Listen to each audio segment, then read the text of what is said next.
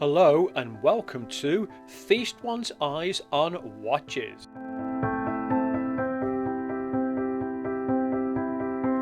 I've just bought this Paulareis watch and I bought it off eBay. Now the prices of this particular watch vary a little bit because on AliExpress you can get them as cheap as 19 English pounds. On eBay, depending on what you purchase with the watch, it can go up to £30. However, with my purchase I also got a spare bracelet as well, or strap, and I'll be showing you that in a little while. So I'll get this out the box and we'll have a look at it. Now you may recognise immediately that this watch is an homage, and it's to the Omega Seamaster. But put that aside for the time being. Paulareis are producing these watches fully automatic, and as I mentioned before, for quite a good price. But are they any good? So let's have a look at this in a lot more detail. Now it feels like the bezel is actually made of aluminium, and around the outside it's polished and it's in a coin shape. The bezel itself is black and it has gilt gold lettering around the outside, and it's also got a lume pip as well. So again, for value for money, looks pretty good. Now another interesting thing is the Paulareis actually comes with a rotating bezel, and although there's quite a bit of play in it, for the price you've got to think, well, wow, that's quite a nice little feature. And incredibly, it actually lines up pretty good as well. So well done Paulareis for that one. The face of the watch is in black, and at the 12, 3, 6 and 9 you've got baton shaped indices, and then at the 2, 3, 4 and so on, as you look around the watch, you've got some round pips for your indices. Now these have got lume on them as well, and I'll be showing you a lume test a little bit later on. The hands on the watch are quite large, and they go into an arrow head, and you can see that the centre of both hands has been cut out, so you can see the black through there. There is some lume on these, and I have to say they do look quite attractive, as does the second hand. Now the second hand goes down into a needle point, and hopefully you can see right at the end you've got a little bit of red on there, so that stands out pretty good. You've also got a little circle of, which is a lume pip. The second track on the watch goes right the way around the outer part of the face, and if you have a look at the second hand as it moves, it does line up very, very nicely with this. To set the hands on the watch, you pull the crown out to its first click or only click, and then you can adjust these. Now you'll see as I'm moving this around that the second hand is still going around, so the watch doesn't hack. The one thing I do like with this is the actual hands, and they're quite large. It's very, very easy to set these, and they do stand out very well. Although the watch is an automatic watch, you can hand wind this, and again, hopefully my camera might pick up the noise.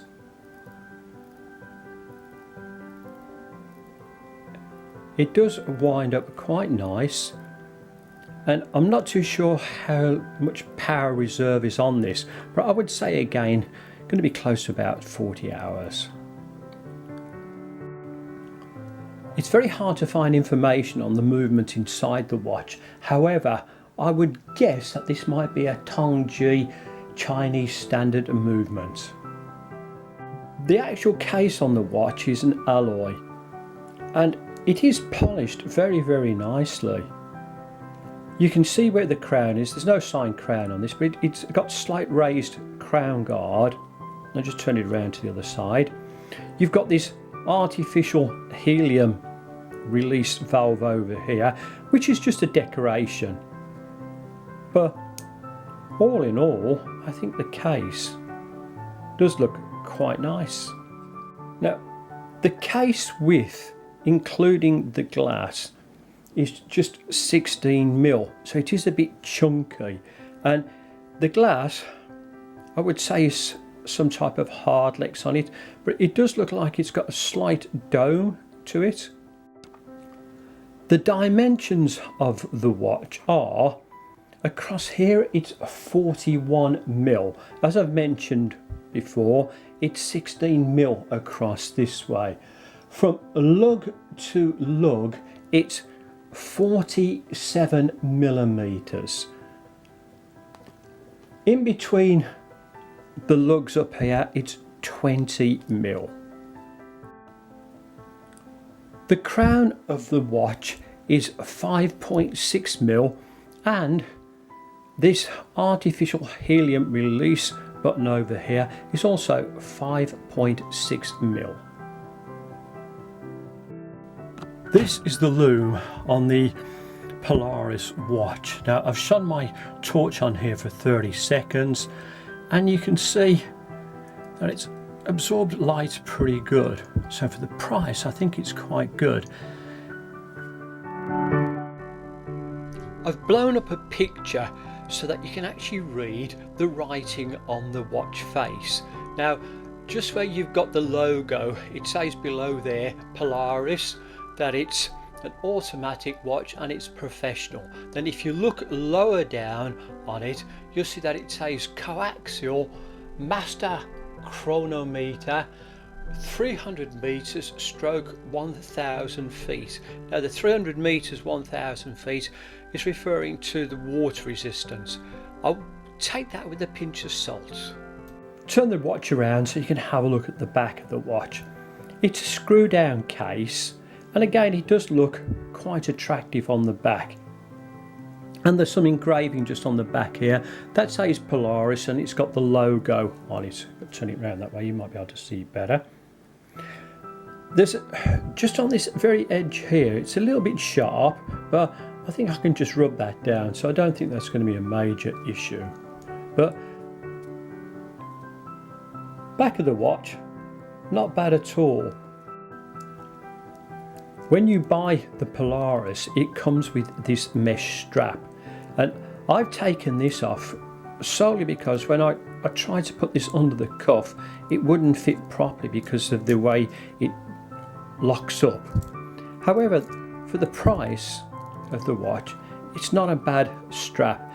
It also comes with a NATO strap as well, and again, when you actually come to close these up and try and wear this with a shirt, it does make it a little bit awkward. So what I've done is I've actually put a black leather strap onto the watch.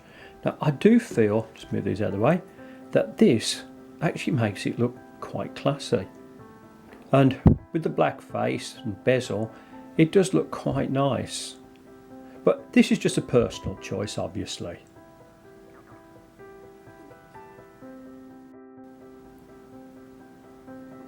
I've just put the Paulareis onto my wrist, and again, for the price of the watch, it does look very good.